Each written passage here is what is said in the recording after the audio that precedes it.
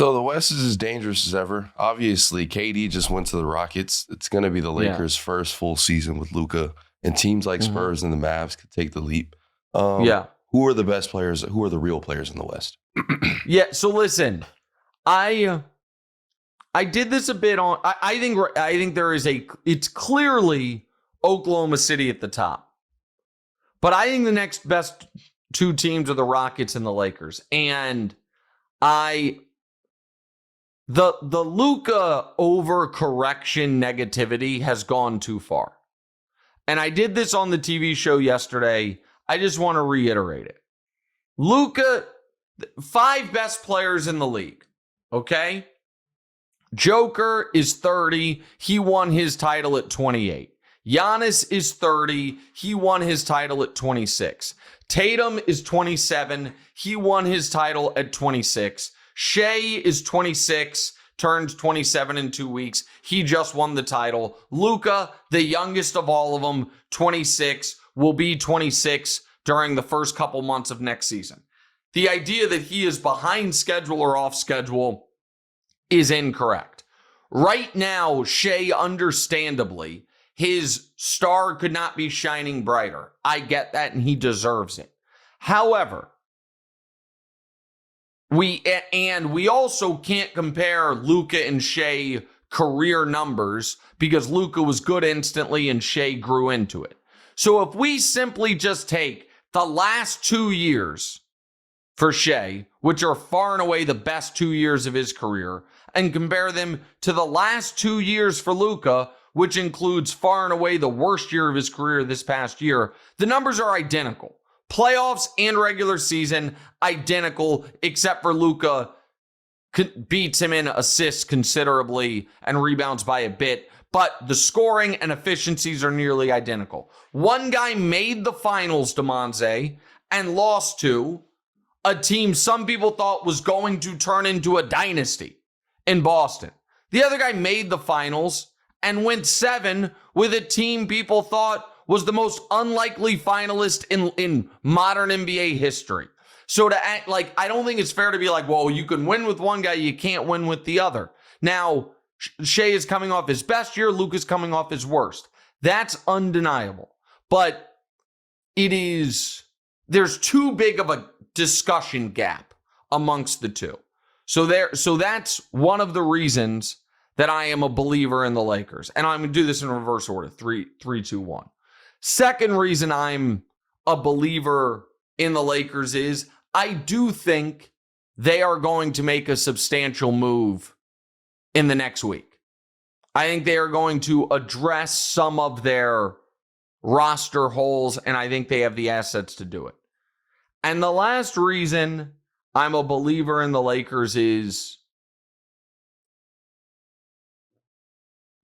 let me call it a informed opinion that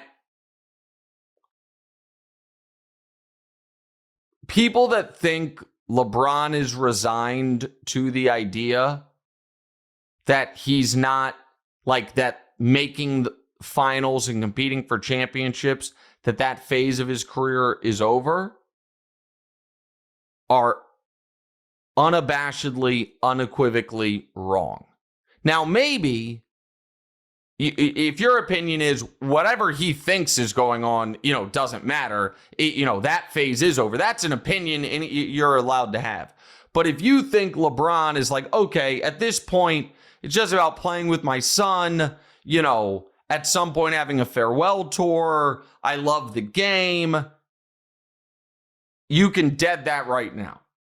And I think these finals and watching Oklahoma City struggle with Indiana and watching what these finals looked like only surge emboldened LeBron to feel like I can get back there. And so if you have chip on his shoulder Luka, wants one last dance at some point deep in the postseason LeBron, and some slight roster tweaking, that to me makes the Lakers a contender. You think Austin Reeves is there next year? Probably not. Right. Maybe at the beginning, probably not through the year. I just think Austin Reeves, he's your most valuable tradable asset. And because of Luka, he's a little redundant. When you have Anthony Davis there, Austin Reeves is critical. Because without Austin Reeves, your only creator's the oldest guy in the league in LeBron. But with Luka there, he becomes, and I really like Austin. You know what I mean? I was the first person to tell you Austin Reeves is better than Bradley Beal. Everybody called me crazy. But I just think sometimes he is right now a luxury and the Lakers have some necessities. So I would put, if I were stacking it, I should have started, I think the Nuggets, I should have said, included them. I think they are a real player based off the strength of Jokic alone. And I think they will, manicure around the edges. And maybe they were over Michael Malone. And maybe what we saw them do in the playoffs under Adelman is something sustainable. And then we see Michael Porter Jr. come back healthy and Aaron Gordon come back healthy. So I'd have them 4, Lakers 3. The Rockets to me they can win the championship. And I say this with no disrespect to Oklahoma City at all. But man, a Lakers-Rockets Western Conference Finals, which I think, check me on this, producers, I think we got that once in league history, and it was 1986, Akeem's second year, when everyone thought we were going to get Lakers-Celtics in the finals again. I know the Rockets beat the Lakers in the playoffs in 1986. I think it was the conference finals. And the 1981, the Rockets Houston beat Rockets. the Lakers. Oh, okay. Hold on. The Lakers won the series, though. Hold on a second. That's wrong. I'm just telling you right now. You asked the producers to fact check. I'm telling you right now. I'm telling you right now. That reads to me. I'm about to be. This is a good lesson for everybody. Pause the show, but stay on the air. What they just put in the doc reads like it was some AI bot wrote it. 1,000% it's what it reads like. And no. I'm here telling you that AI bot doesn't know what the hell it's talking about. The producers asked Grog. I'm telling you right now, you cannot trust the AI chatbots when it comes to sports history. So I'm going to do my own thing here. Am I going to get cooked here? You might get. Oh wait, no. It says 1981 was Kansas City versus Houston. Okay, hold on. Everybody stop. Just everybody stop for a second, okay? In 1986, the NBA Finals, without a shadow of a doubt, guys, were the 86 Celtics, maybe the greatest team ever, against the Akeem Olajuwon, Ralph Sampson Rockets. That is not up for debate. So, my question was the conference finals Lakers-Rockets? I'll look that up. The Rockets beat the Lakers in the conference finals 4-1. Guys, audience, AI chatbots don't fucking know sports. I'm telling you right now. Ask, when you're done with the show, ask an AI chatbot very basic things, like tell me the top 10 running backs in the NFL right now, and they're gonna spit at you Adrian Peterson. So it's just maybe they're good for some term papers, but they're not good with sports. So the Rockets have played the Lakers in the conference finals, I believe that's the only time. I believe it's 1986.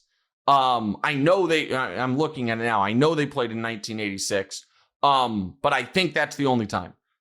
Sorry for the sidebar. Point I was trying to make is, with no disrespect to Oklahoma City, a Durant LeBron conference finals, which we've never gotten, by the way. We got it, and a Durant LeBron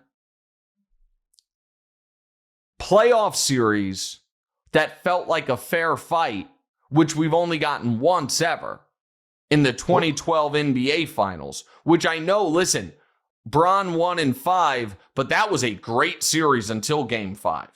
Like, those first 4 games all were in the balance in the fourth quarter. And you can say that wasn't a fair fight because the Heat were veterans and the Thunder were young. A fun fact that no one believes, but it is true.